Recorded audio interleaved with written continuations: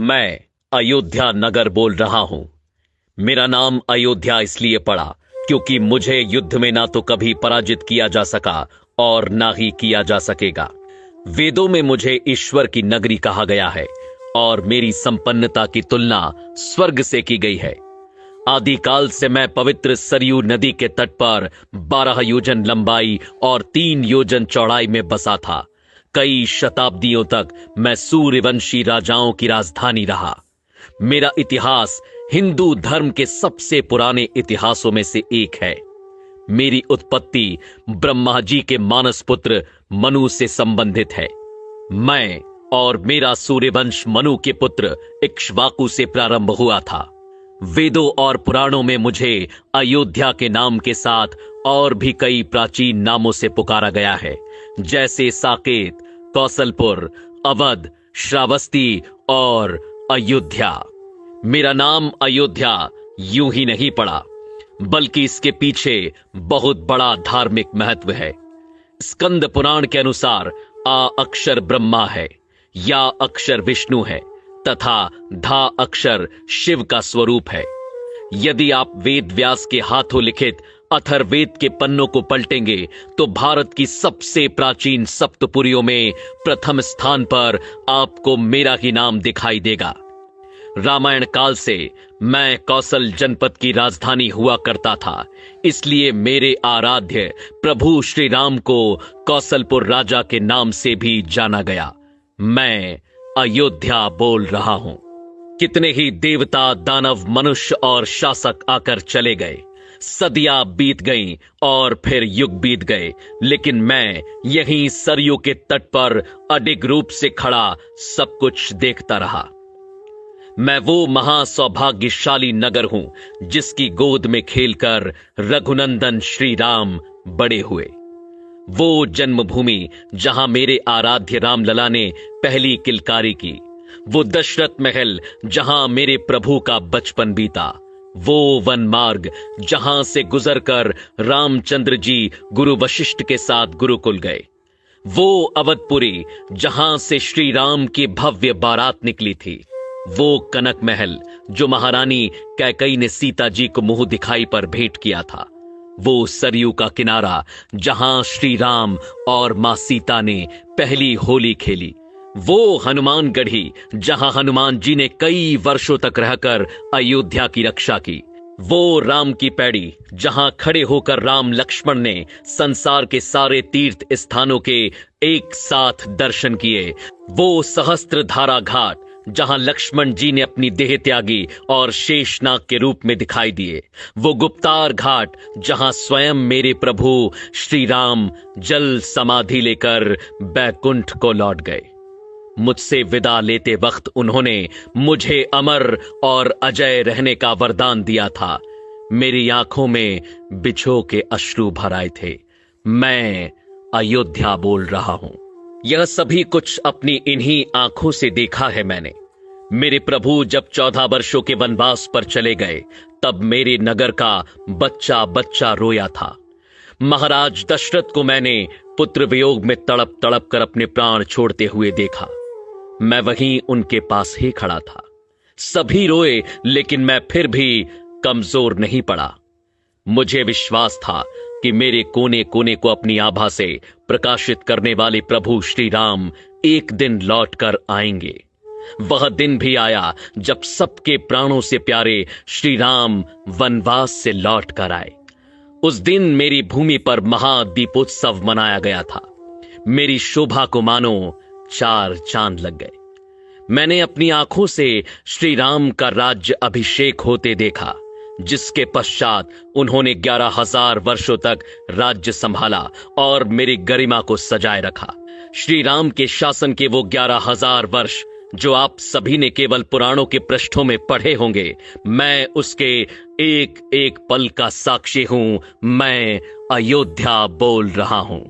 लेकिन मेरे प्रभु के बैकुंठ लौट जाने के बाद मैंने जो अथाह संघर्ष किया, उसकी आप कल्पना भी नहीं कर सकते।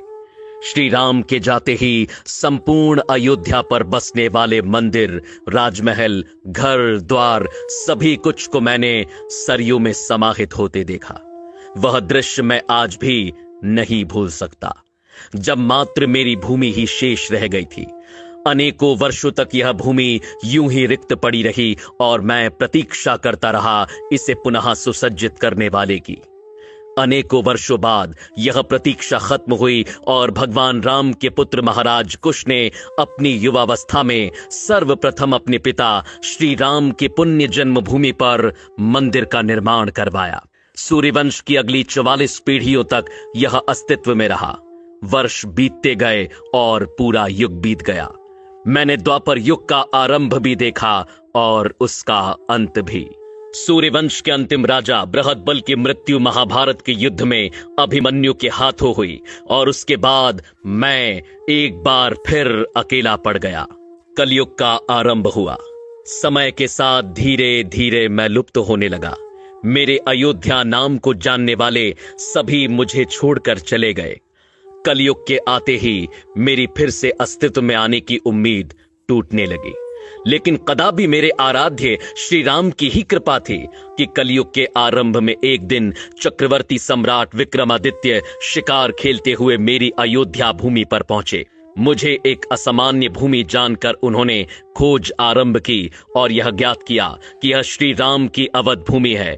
तब विक्रमादित्य ने यहां भव्य राम मंदिर के साथ साथ 360 मंदिरों का निर्माण कराया, जिनकी भव्यता देखते ही बनती थी। कलयुग में मुझ अयोध्या का अस्तित्व एक बार फिर लौट आया। इसके बाद समय समय पर मैंने अच्छे और बुरे दिन देखे, लेकिन मैं अडिग रहा। साल 1033 में मुगल आक्रांता सालार मसूद ने मेरे मंदिरों को ध्वस्त किया, जिसके बाद गढ़वाल वंश के राजाओं ने फिर मंदिर का निर्माण कर मुझे खड़ा किया। साल 1528 में मुगल बादशाह बाबर के निर्देशों पर फिर मुझे कुचलने की कोशिश की गई और मेरे सर्वस्व श्री राम के पूज्य जन्म स्थान पर बलपूर्वक मस्जिद खड़ी कर दी गई।